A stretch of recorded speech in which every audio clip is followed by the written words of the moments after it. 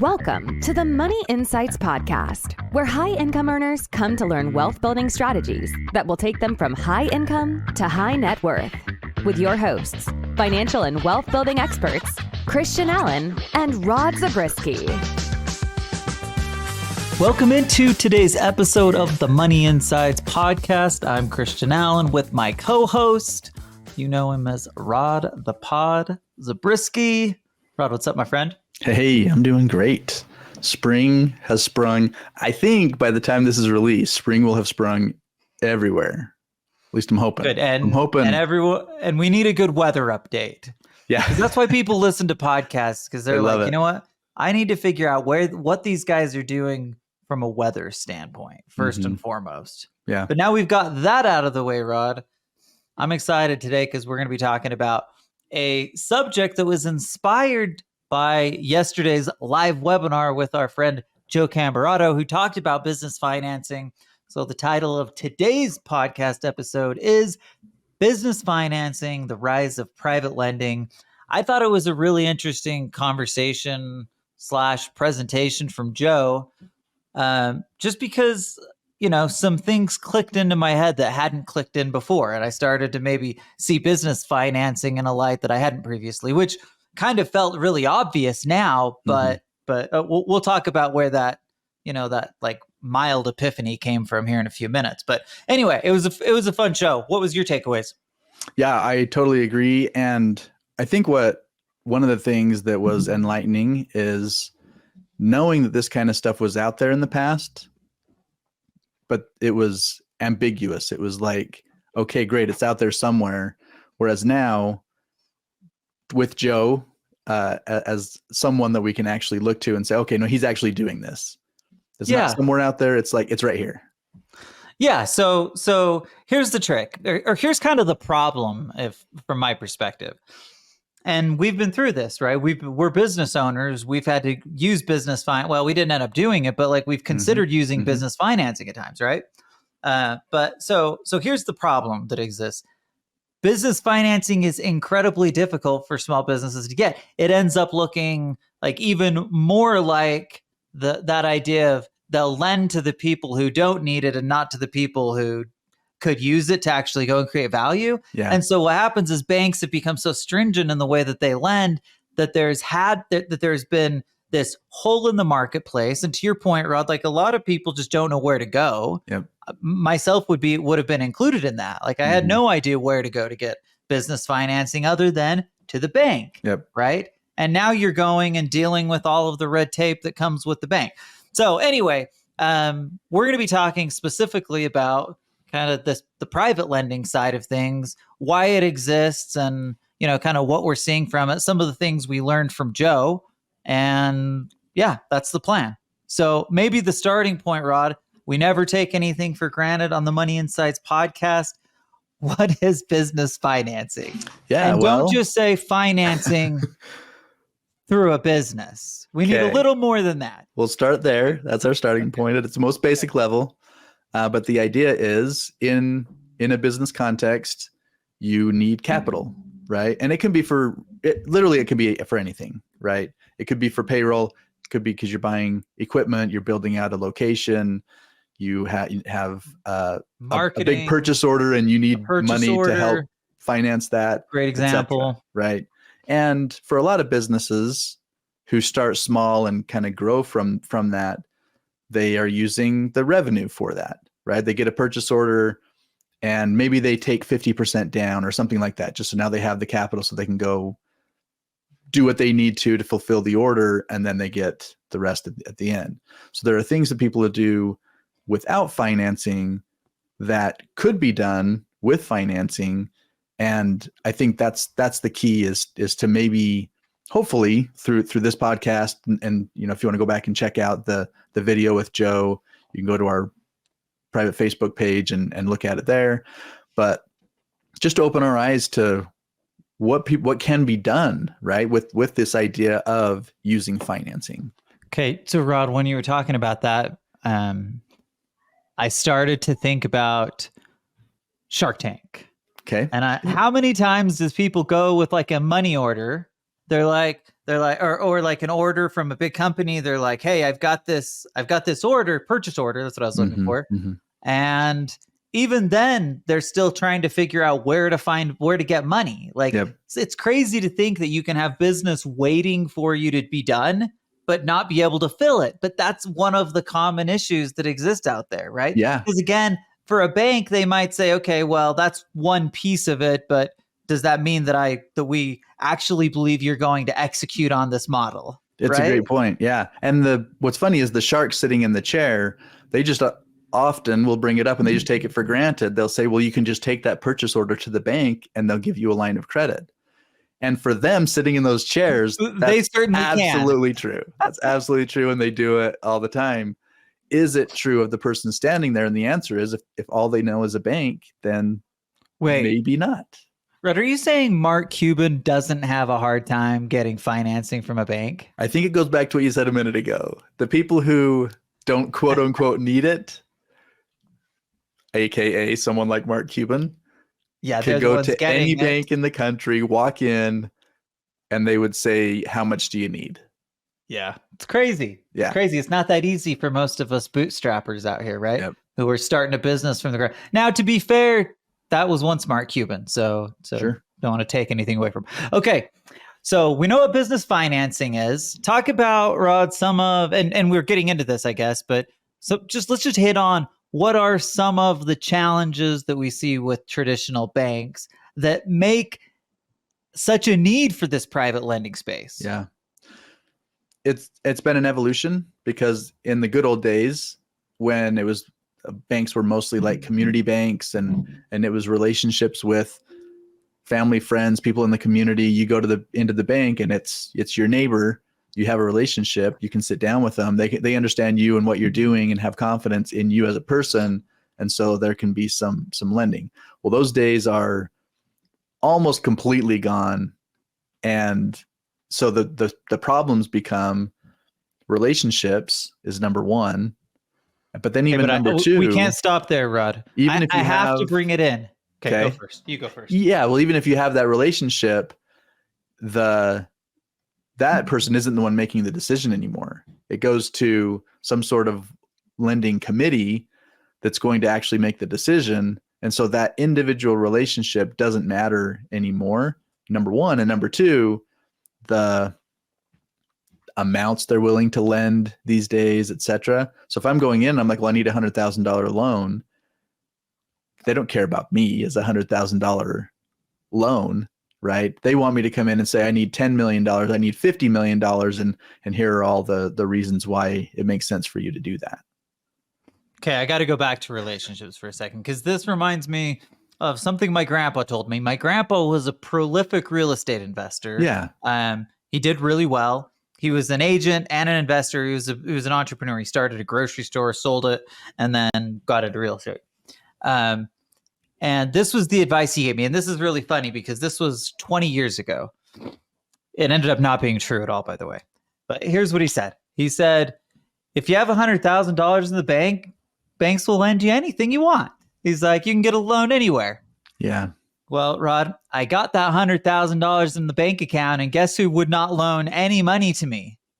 The banks. Right. My point, though, is to suggest that what you suggested is that relationships were once one of the primary and driving force. That is not the case, and probably for the best. Like, let's be real. Like it's kind of funny because I think about it and we're like, hey, it's nice to have handshake deals, but like, banks go down when they don't have analytics. Mm-hmm, you know what I mean? So for us as investors, like, it is nice to be able to go have those close relationships. One, to your point, it's not even true anymore. It doesn't really exist to the extent that it did. Like, there are some.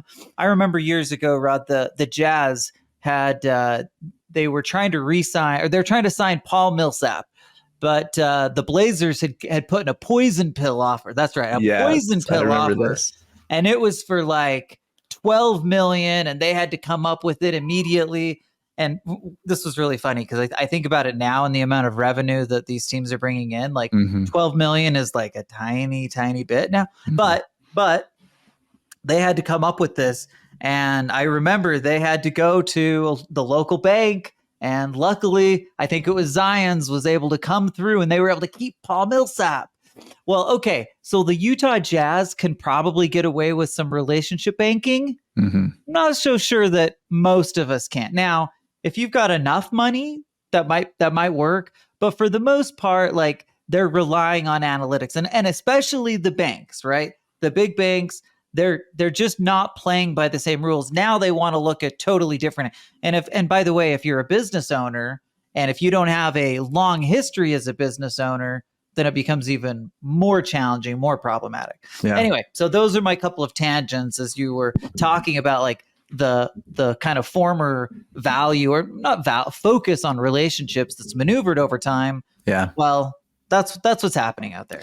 Yeah. And it's been the analytics is absolutely part of it. Part of it is regulation.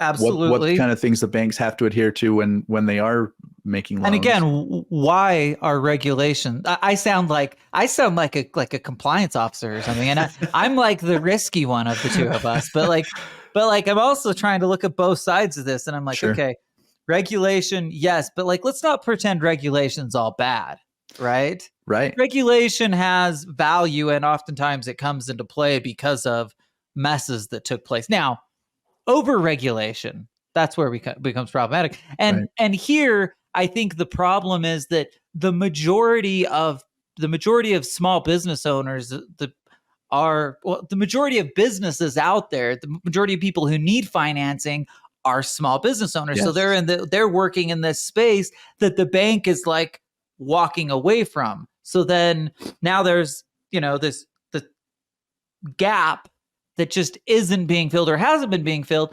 That's where we're seeing people like Joe Camberato and his team and other private lenders who said, hey, there's a need for this. We've got to step up and do something because the banks aren't. Yeah. And there's another element to it as well, that when you go try to get a loan from a bank, it's a much lengthier process.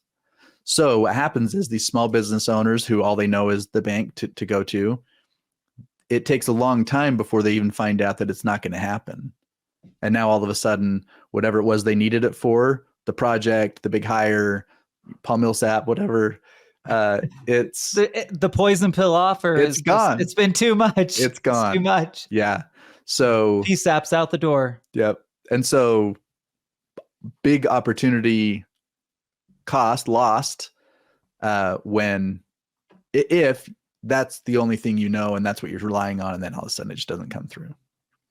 Okay. I totally agree. Those are great points. So let's get into this now, the emergence of private lenders, right? So we've seen this issue that's come about like that. And by the way, this is funny because for us, this is maybe relatively new. But to your point, we're speaking, just very open and honestly, like we were less familiar with this space than we probably should be. Mm-hmm.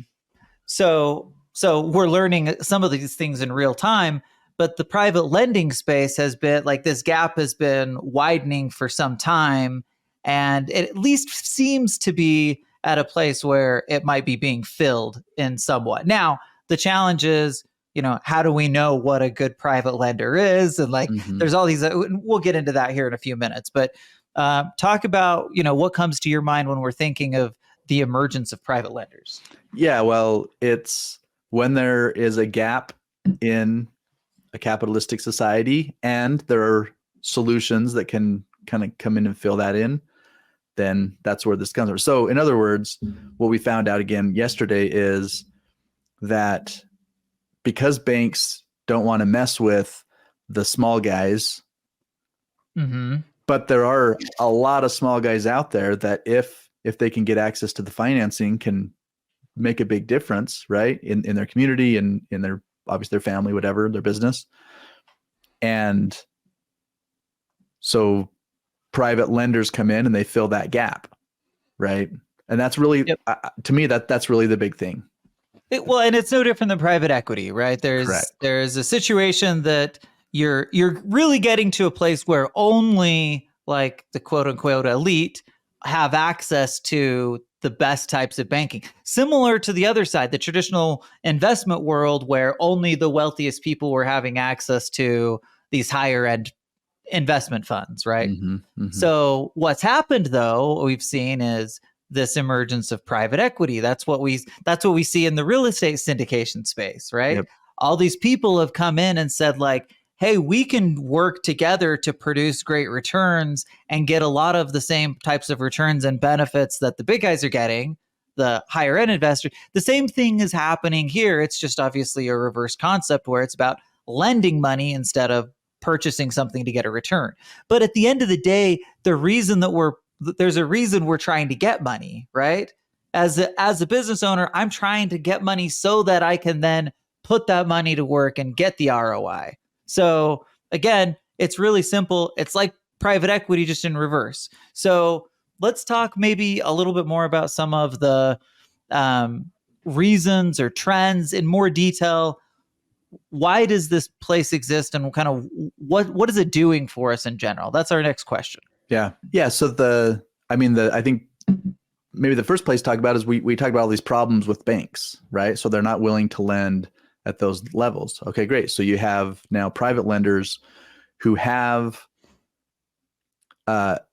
maybe more expertise, more niche types of loans that they're wanting to make because that's the space that they know. So what someone like Joe is doing is he has relationships with a bunch of different private lenders.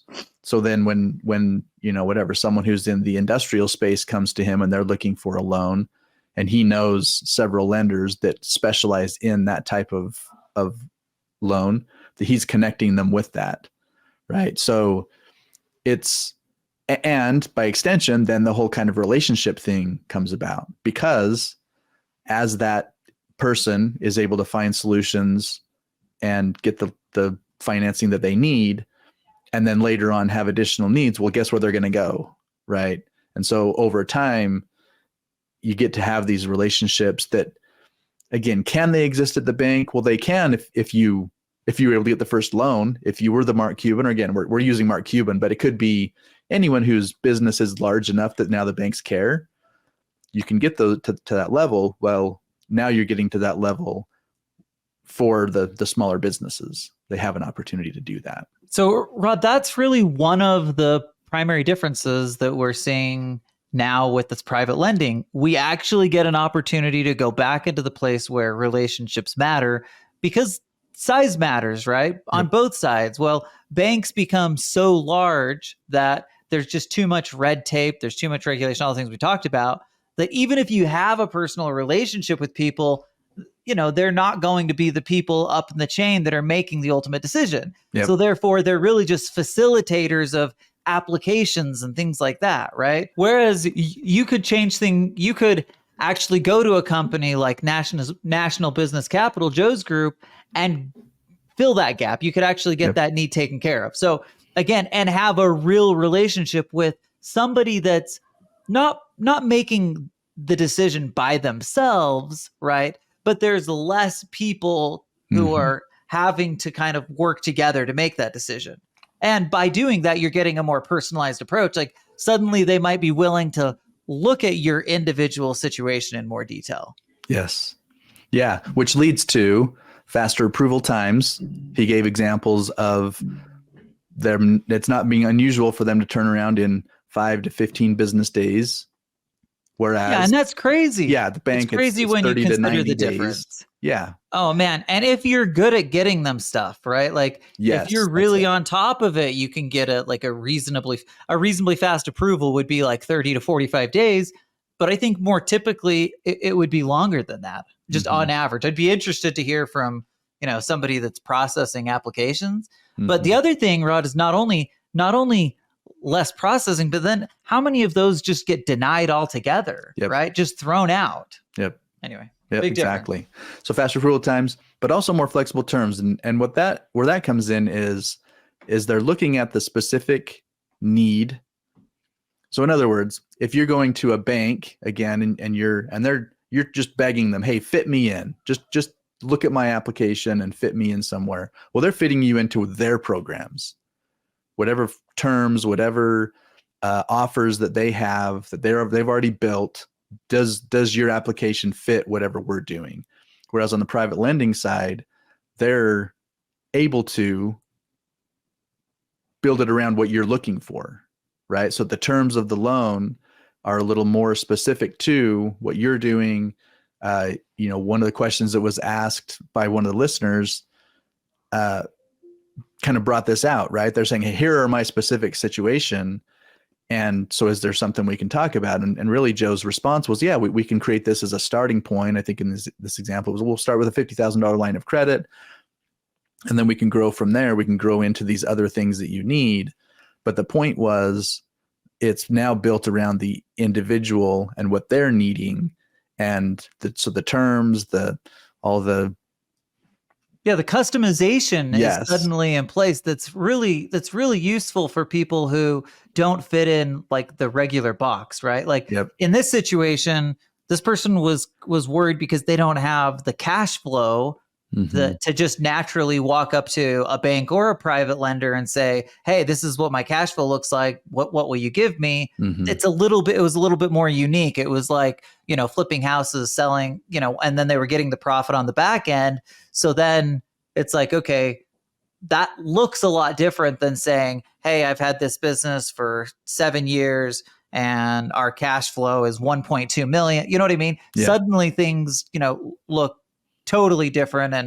And it's nice to be able to go to a place that can actually have a conversation and just not have to just say like, oh, we don't have a program that fits you.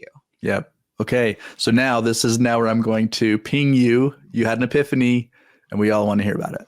I did have an epiphany. This is kind of silly, Rod. So we're talking yesterday and Joe brings out a success story, an example, right? And the success story was a land developer who was showing their business model, and he's got this big chunk of land out there, and it's showing it being divided up. And obviously, this person is just developing land. They're real estate investors. Yep. Now, they're real estate. They're professional real estate investors, and that was the difference. So now in my head, I'm thinking, well, how often, Rod, do we talk about from a tax benefit standpoint, where like, if you treat your business, you treat your real estate investing like a business, you can create these tax benefits. Well, similarly, all of a sudden I was like, oh, if you treat your real estate investing like a business, you can also access business financing. And again, maybe you're listening to this and you're like, well, duh, Christian. But I just had a moment where I'm like, I hadn't really thought to go to like a business, like a lender like that to get, the kind of financing to do that kind of a deal. But again, if you're a professional investor, you have your processes in place and you can show your numbers and a track record of success. Like that could be a really great opportunity, a really great place to go access financing. I have a feeling that there are probably people out there who are grateful for your epiphany. And here's the reason why. We do a lot of these VIP webinars and they're different topics. We try to make a variety. Well, relatively speaking, we had fewer people sign up and show up for yesterday's webinar because it was billed as business related, business financing. If you're a business owner or whatever, you should check this out. And the average real estate investor out there didn't put themselves in that camp. And by the way, neither did we, right? Just in our messaging as we were pumping up and inviting people to come join us. So my guess is, and my hope is that by just that shift in the focus, or maybe that epiphany, that more people will look at that and say, oh, that actually does fit me because I fit in that category. I'm a real estate investor and I treat it as a business. Oh, therefore I fit into that. So you're saying, Rod, that there was a lot of self-disqualification potentially happening. I think that's absolutely true. Because you're right. Not everybody are typical. Like, let's just say we have obviously, this is a really typical client for us. We might have a physician, a surgeon who is also very good in their on the investing side, but they're doctors. That's what they think they do first, and real estate investors. Well, that person may listen to this because they're thinking, general finance, that kind of thing. But that may have just not been attracted to them. So Yeah. I think it's a good point. Hopefully there's some other people who had that realization. If that's you, go check out the webinar. It was really good. Like, again, it was really simple, and yet powerful, because if you're someone that's been looking for places to get capital and just didn't even know, Rod, I had the same realization for our own business. I'm sitting there and I'm thinking, like, we're really fortunate to be in a have a high cash flow business that's, and be in a comfortable cash position. But as I'm looking at it, I'm like, we teach people the value of leverage and the, conservative leverage, doing it right. But that same principle applies, and maybe as much as anywhere inside your business. So we talk about it as relating to, like, using the investment optimizer as a strategy to access capital for our business. But a really great way to do that might just be to grab capital from like a private lender, even if it's just for a rainy day, even if it's just for opportunities that could come up in the future. That's what started to come up in my head. Or even if you have the capital completely available to you, you could use your own, but it just could make more sense to use somebody else's, right? Like, that's the value of leverage. We always talk about that being the most powerful wealth building tool that we have. Yep. The same thing applies in the business space. Joe kind of emphasized the focus is borrowing money to create value, to create a return, to create whatever it is that I'm building. And by building, right, I'm creating wealth. So that's literally what I'm doing. Yeah. Well, and the thing that I liked too, and you kind of hit on it just now, even if it's just for kind of that rainy day or whatever, well, we kind of started this out by talking about how lenders aren't as open to lending to people who really need it, let's say desperate for it, as opposed to somebody who is in a comfortable position and they say, oh yeah, we're willing to put a line of credit out there for you. Go get the line of credit while you're comfortable, because when things are tough, they won't give it to you then, right?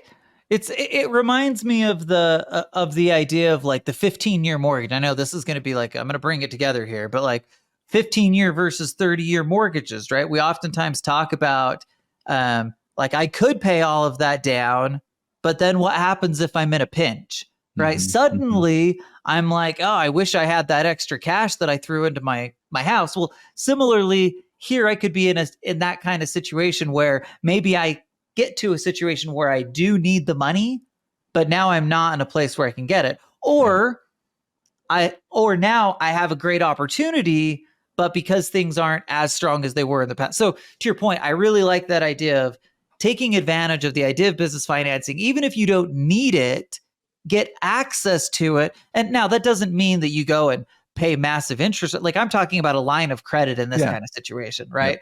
I'm not suggesting someone go get, a 12% loan to just sit there, right? But if I can go get access to, a significant amount of capital while my business is flush and doing well, like, it just makes so much more sense, because that principle, hugely important. And it's kind of sad when you see businesses or people who have had, this really great track record, they're doing it right, and then suddenly that time comes where they actually need it. Yeah. And it doesn't matter that they have a history of doing things right. You know what I mean? Yep.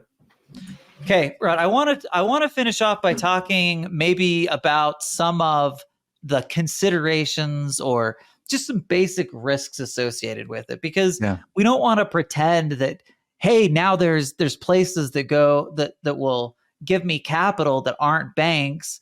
So I'm just going to run to any and everybody who does that, right? Like, last thing we want is to suddenly be, paying, 30% interest rates from a payday loan place. Right. Now, that's not really our listeners, so I'm not actually worried about that. But what are some of the maybe risks associated with, or some of the things we need to be thinking about considering when we're moving into that, business financing space, specifically from private lenders?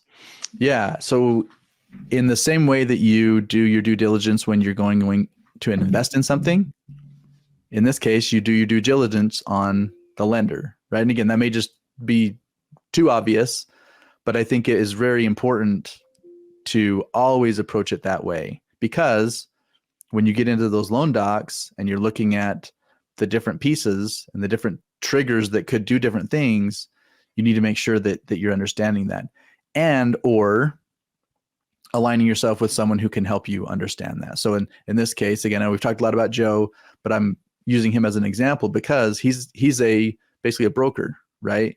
Mm-hmm. He's helping you find the lender, and then as you're taking in the offer or whatever you've negotiated or need to negotiate, he can help you do that because that's what he does every day, right? So in other words, it's kind of like that's a great point.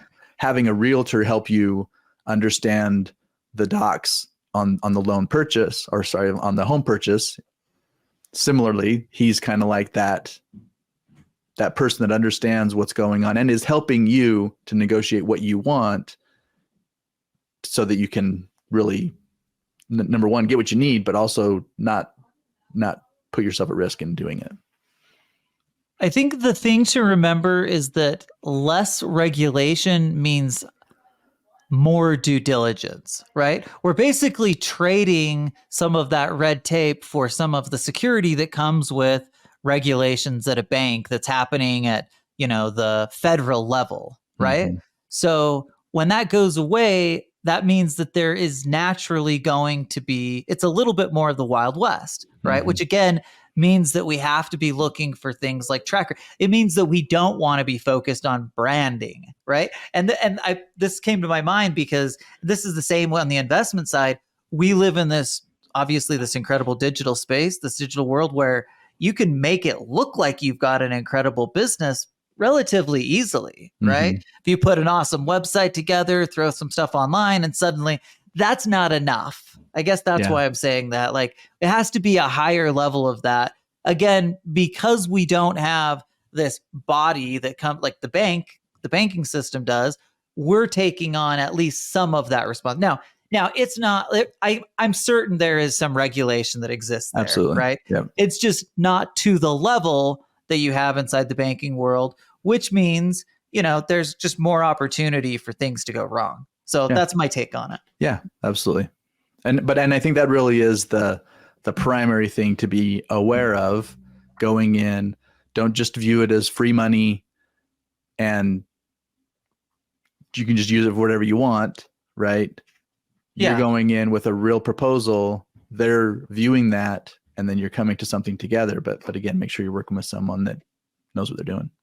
I don't know on this, but I would guess that it's also common to potentially have higher interest rates that you're paying in that space, because again, banks obviously have these massive pools of money that they can lend. A private lender is likely going to have less, and therefore the value of the dollar is more. I could be wrong. Like, this is just me speculating, but I think it's probably fair to assume that it's not unlikely to expect, at least if you don't fit into the box that the bank puts you in, that I'm going to go into other space. Like, I'm probably going to pay higher interest rates. But again, the question then becomes ROI, right? I'm not suggesting that paying a higher interest rate is never a good thing. If it's the difference between getting access to capital for expansion and producing a 300% return versus, not obviously, or versus paying, 3 or 4 more percent on a loan, well, it's still a no-brainer, right? Yeah.